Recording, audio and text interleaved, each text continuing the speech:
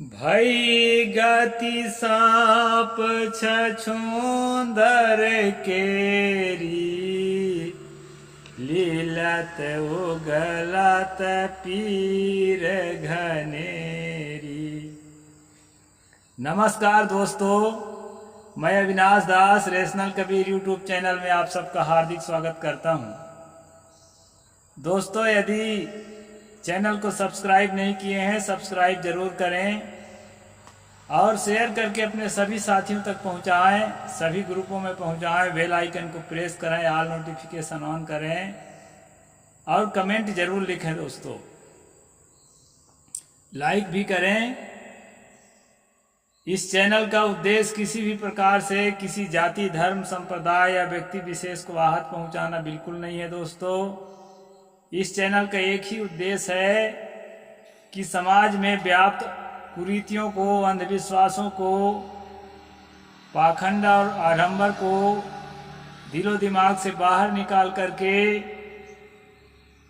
वैज्ञानिक चेतना जागृत करना, तर्कशील सोच पैदा करना, जो सदगुरु कबीर साहिब का मूल उद्देश्य था। दोस्तों, मैंने एक चौपाई बोली है, एक चौपाई किसकी लिखी है मैं नहीं जानता, लेकिन दुनिया में, हमारे देश में एक कहावत है कि छछूंदर और चूहा एक समान दिखते हैं, तो कभी कभी जो है सांप छछूंदर को चूहा समझकर मुख में पकड़ लेता है। तो दोस्तों, उसके गंध से जैसे ही पता चलता है कि अरे ये तो छछूंदर है, तो उसको वो छोड़ नहीं पाता, पकड़ा रह जाता है। उसके बारे में कहावत है, लोक कथा, कि यदि उसको लीलता है, निगलता है, खा जाता है, तो सांप उसके जहर से मर जाए, और यदि उसको उगलता है तो वो छछूंदर उसके फूंक मारता है तो सांप अंधा हो जाता है। ये कहावत है दोस्तों, प्रचलित कहावत। इसका मतलब ये नहीं है कि ऐसा होता ही है, बात को समझने के लिए है। जैसे अभी वर्तमान में आप देखिए, एमपी और छत्तीसगढ़ का सीएम घोषित हो गया, और आराम से तो नहीं हुआ लेकिन हो गया। अभी राजस्थान में वसुंधरा राजे अड़ी हुई है, तो बीजेपी के लिए अभी सांप छछूंदर की गति हो गई है। ना तो उसको त्याग सकता है और ना उसको मांग पूरा करने के लिए हिम्मत कर सकता है। उसकी मांग पूरा करता है तो उसकी अपना जो सोच है, जो चाह रहा है, उस पर दिक्कत होती है। तो ऐसे सस्पेंस स्थिति को ही लीलत उगलत पीर घनेरी के लिए प्रयोग किया जाता है। इसका ये अर्थ है दोस्तों। अब हम चलते हैं आज के प्रसंग पर। ये जो किताब है कबीर और रामानंद, कबीर और रामानंद के संबंध में है दोस्तों।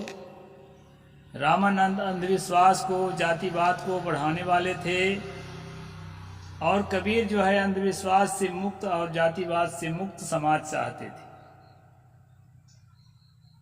अब उस कबीर ने कैसे उसको अपना आइडियल माना होगा, इस बात को पोस्टमार्टम करने के लिए किताब लेखक ने लिखा है।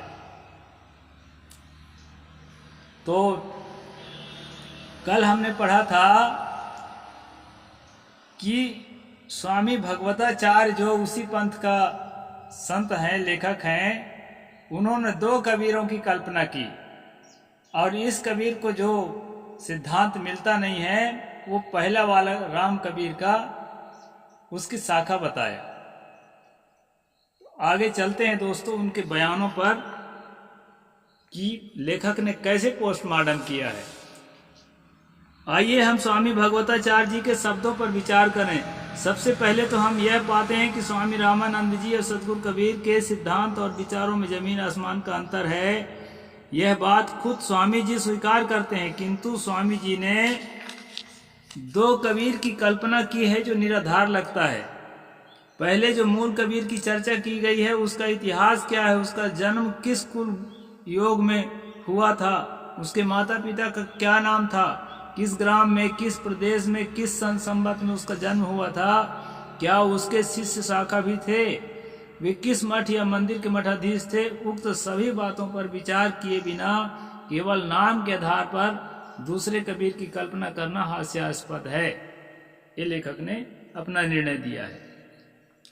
और यह कहना भी उक्त तथा कथित राम कबीर की शाखा में निर्गुण कबीर साहिब हुए, जबकि स्वामी जी खुद लिखते हैं परंतु वह लोग अपने को कबीरपंथी न कहकर राम कबीर कहते हैं। जब कबीरपंथी लोगों से उनका कोई संबंध नहीं है और न ही उनकी उपासना पद्धति मेल है, तब भला उनकी शाखा कैसे हुए। शाखा का मतलब तो होता है कि उसी विचारधारा को फॉलो करने वाला आदमी हो, तो ऐसा कुछ तो दिखाई नहीं पड़ रहा है। इस पर विद्वान स्वामी जी विचार करना चाहिए था। स्वामी जी को बिना आगे पीछे सोचे समझे लिखना निरंकारवादी कबीर के पीछे उन्हीं मूल कबीर जी की शाखा से है। स्वामी जी का उपर्युक्त बातें उनकी विद्वता पर सवालिया निशान लगाते हैं। मैं दृढ़ता से कहता हूँ उक्त अयोध्या वाले रामानंदी राम कबीर से कबीर पंथ का कोई संबंध नहीं है, ना ही कबीर साहिब उनकी शाखा के निर्गुणी थे। निर्गुणी कबीर पूर्णतः स्वतंत्र है, वे कभी किसी रामानंद के शिष्य नहीं थे। गुजरात में राम कबीर नाम का एक संप्रदाय है, किंतु उसका ब्राह्मण वैष्णव रामानंदियों से कोई संबंध नहीं है। वे लोग निर्गुणी हैं और सदगुरु कबीर व उनके सिद्धांतों पर आस्था रखते हैं। ये गुजरात में है, अयोध्या में नहीं है, और किसी भी प्रकार से रामानंदी नहीं है। सदगुरु कबीर को स्वामी रामानंद के शिष्य बताने में रामानंदियों को पहले लाभ जचा होगा, उन लोगों ने विचार किया होगा। बात समझेंगे दोस्तों। कबीर साहिब को रामानंद का शिष्य इसलिए बनाया गया कि कबीर साहिब बहुत ज़्यादा प्रसिद्ध हो गए थे अपने मूवमेंट में। तो ये लोग सोचे कि अगर ये प्रसिद्ध व्यक्ति को अपना फॉलोअर बताएंगे तो उनके फॉलोअर्स पर जो है हमारा प्रभाव पड़ेगा और हमारे स्वामी जी की प्रसिद्धि बढ़ेगी और हमारी जो है शिष्य शाखा में लोगों की फॉलोअर्स की संख्या बढ़ेगी। ये षड्यंत्र के द्वारा जो है ये बात कही गई और लिखी गई। लाभ जचा होगा, उन लोगों ने विचार किया होगा कि संत कबीर की ख्याति देश के कोने कोने में व्याप्त है। उनके त्याग, वैराग्य तथा दिव्य रहनी और ओजस्वी वाणियों की धाक जमी हुई है।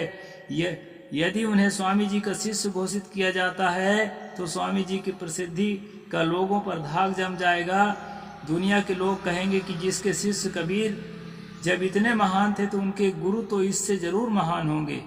इन्हीं कारणों से कबीर के तथा तत्कालीन प्रसिद्ध संतों को भी स्वामी रामानंद के शिष्यों में जोड़ दिया गया, जैसे कि संत रैदास, पीपाजी, धना भगत तथा सेना नाई को भी स्वामी रामानंद के शिष्य माना गया। जबकि इन लोगों में से किसी ने भी स्पष्ट रूप से खुद को स्वामी रामानंद के शिष्य नहीं स्वीकार किया है। पहले पहल भक्त व्यास जी ने सतगुरु कबीर को स्वामी रामानंद जी के शिष्य बताए थे। इनके बाद लगभग नाभादास, अनंत दास तथा भक्तमाल के टीकाकार प्रियदास ने भी वही बातें दोहराई है। फिर तो इनके पीछे आने वाले संतों, विद्वानों और कबीर साहित्य पर लिखने वाले इसी लकीर के फकीर बने रहे। यानी ये भक्त व्यास नाम का लेखक सबसे पहले लिखा था, और दोस्तों उसके बाद फिर जो है जितने भी लेखक कबीर पर कलम उठाए सभी ने फिर उसी लीक को पकड़ करके लिखते चले गए कि कबीर जो है रामानंद के शिष्य थे। इस विषय पर खोज किया। भारत की संस्कृति ऐसी है जहाँ पुराण पर पुराण लिखे जाते हैं। बाद में रामानंदी विद्वानों ने इस पर विचार किया, किंतु उनके सामने विकट समस्या यह थी कि कबीर साहब को स्वामी रामानंद का शिष्य बताते हैं तो उनकी परंपरा, शास्त्र, प्रमाण आड़े आता है। यदि कबीर साहब को शिष्य बताएं तो वो तो शास्त्र को प्रमाण मानते हैं, वर्ण व्यवस्था को सही मानते हैं, अंधविश्वासों को सही मानते हैं, महिमा चमत्कार को, अवतारवाद को सही मानते हैं। अब इनमें से किसी भी चीज़ को कबीर साहब जब नहीं मानते तो जो है समाज के सामने एक दिक्कत आ रही थी रामानंदियों को।